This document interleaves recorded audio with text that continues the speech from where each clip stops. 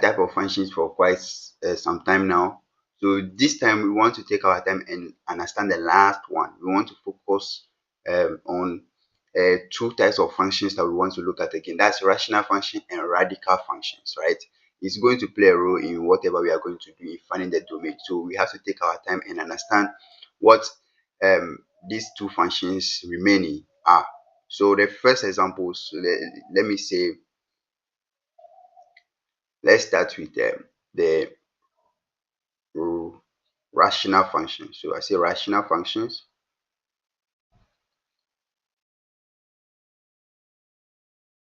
I want you to look at the word rational. In the word rational, there is something like ratio, right? So when they say ratio, something is having a ratio, ratio of something. Examples of ratio, we have two, ratio and proportion, right? 2:3. This one, 2:3, we can see that 2/3, right?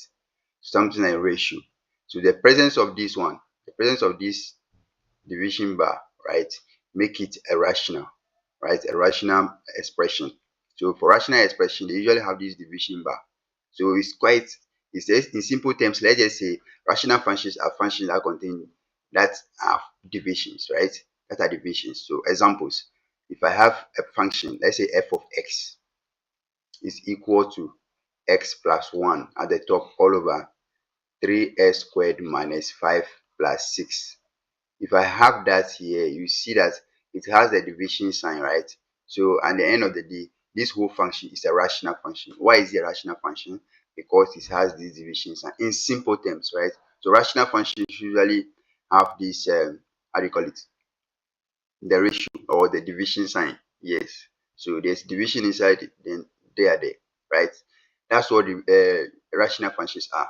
One thing about rational functions is that in mathematics, right, it is impossible. It is impossible for rational functions to have the denominator to be 0. That's something we are going to use moving forward. You cannot have 2/0, but we can have 2/3. So the denominator, I'm talking about the bottom, which is the denominator. The denominator, and this one we call it the numerator, right? The numerator expression can be anything, but the denominator expression can never be 0. Any other thing may work or is valid, but then it cannot be 0. So you know that rational expressions or functions are going to contain variables. So we need to make sure that we choose a variable that will not make the denominator 0. Okay, so the denominator should never ever be 0. It doesn't happen in mathematics.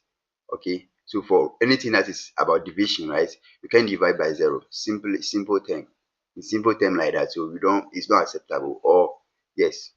So that's rational functions talk about. So if I have a function like another function f of x is equal to 2/3 plus x, then you let's know that this is a rational function, because like this is appearing in the form of a ratio or in the form of a division. Yes, 2/3 x 3 plus that. Yeah, but the individual ones, you see the first one here at the top itself is a polynomial expression on its own, and the bottom is also another expression on its own. So the denominator can stand as a whole function on its own. The numerator can also stand as a function on its own. But when they come together and they are divided by division, they all come together to form a rational functions. So rational function will contain this division sign. Now let's talk about the radical function.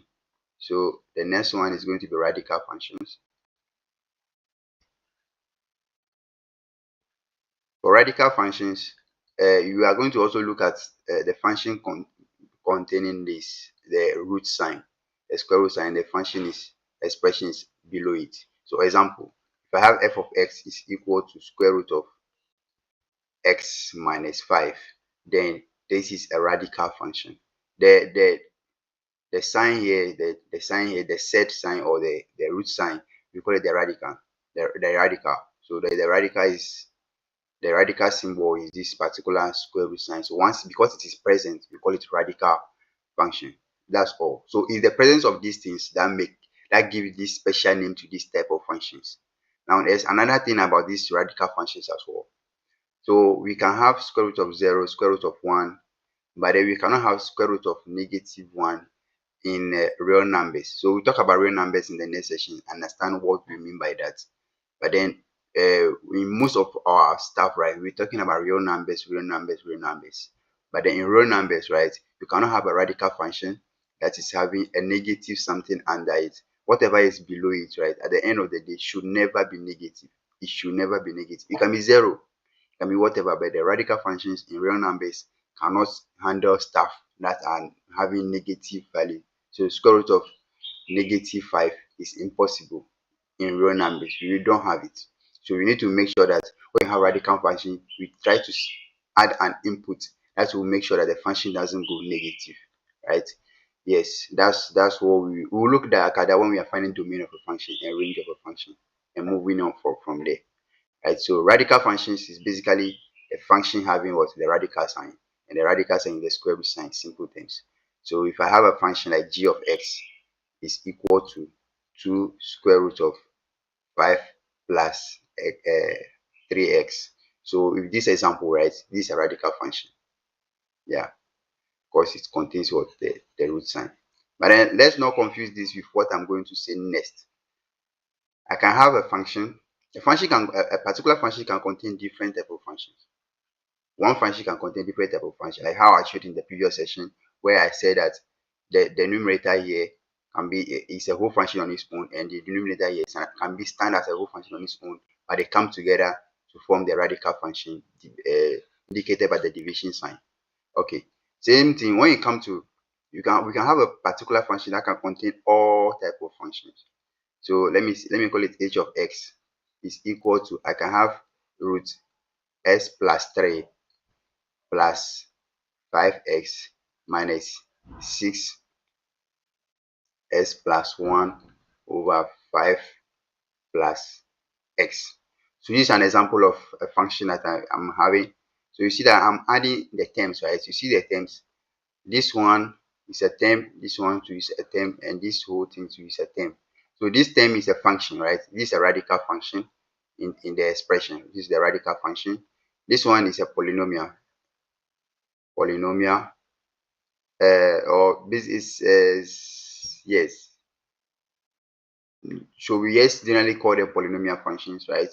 When they don't contain in either the division or when it doesn't contain the division or the, how do you call it, the radical sign, right? We just basically call them polynomial function, but this is actually a monomial expression, right? Yes.